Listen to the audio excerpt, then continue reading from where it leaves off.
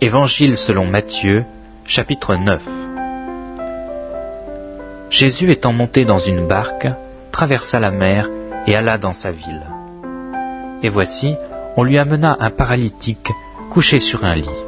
Jésus, voyant leur foi, dit au paralytique, « Prends courage, mon enfant, tes péchés te sont pardonnés. » Sur quoi, quelques scribes dirent au-dedans d'eux, « Cet homme blasphème. » Et Jésus, connaissant leurs pensées, dit, « Pourquoi avez-vous de mauvaises pensées dans vos cœurs? Car lequel est le plus aisé de dire, « Tes péchés te sont pardonnés » ou de dire, « Lève-toi et marche » Or, afin que vous sachiez que le Fils de l'homme a sur la terre le pouvoir de pardonner les péchés, « Lève-toi, dit-il au paralytique, prends ton lit et va dans ta maison. » Et il se leva et s'en alla dans sa maison. Quand la foule vit cela, elle fut saisie de crainte, et elle glorifia Dieu qui a donné aux hommes un tel pouvoir. De là, étant allé plus loin, Jésus vit un homme assis au lieu des péages, et qui s'appelait Matthieu. Il lui dit, « Suis-moi » Cet homme se leva et le suivit. Comme Jésus était à table dans la maison, voici beaucoup de publicains et de gens de mauvaise vie vinrent se mettre à table avec lui et avec ses disciples. Les pharisiens virent cela, et ils dirent à ses disciples, « Pourquoi votre maître mange-t-il avec les publicains et les gens de mauvaise vie ?» Ce que Jésus ayant entendu, il dit, « Ce ne sont pas ceux qui se portent bien, qui ont besoin du médecin, mais les malades.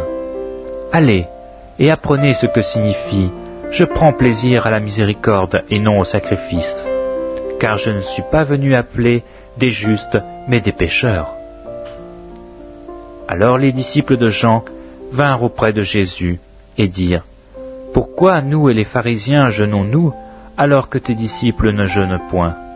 Jésus leur répondit, « Les amis de l'époux peuvent-ils s'affliger pendant que l'époux est avec eux? Les jours viendront où l'époux leur sera enlevé, alors ils jeûneront.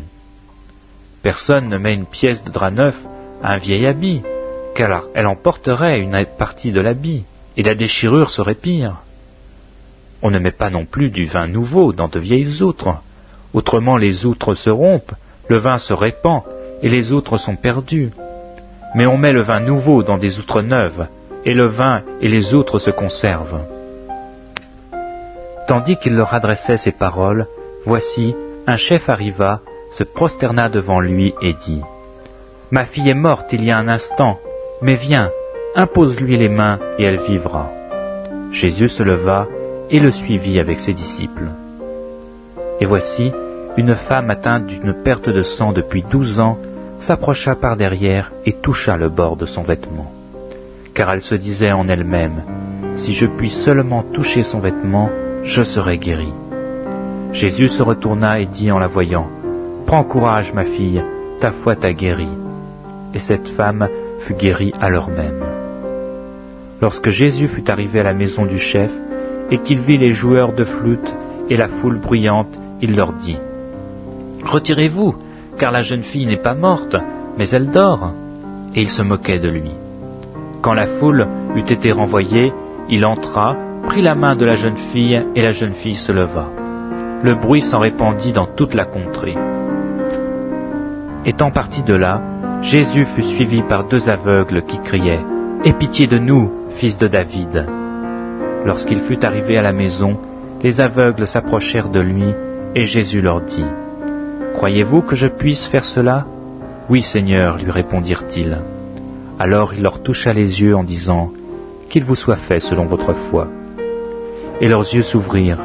Jésus leur fit cette recommandation sévère, « Prenez garde que personne ne le sache. » Mais dès qu'il fut sorti, ils répandirent sa renommée dans tout le pays.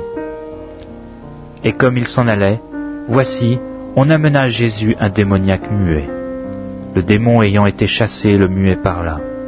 Et la foule étonnée disait, « Jamais pareille chose ne s'est vue en Israël. » Mais les pharisiens dirent, « C'est par le prince des démons qu'il chasse les démons. » Jésus parcourait toutes les villes et les villages, enseignant dans les synagogues, prêchant la bonne nouvelle du royaume et guérissant toute maladie et toute infirmité.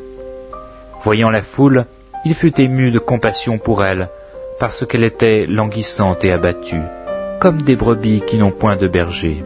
Alors il dit à ses disciples, « La moisson est grande, mais il y a peu d'ouvriers. Priez donc le maître de la moisson d'envoyer des ouvriers dans sa moisson. »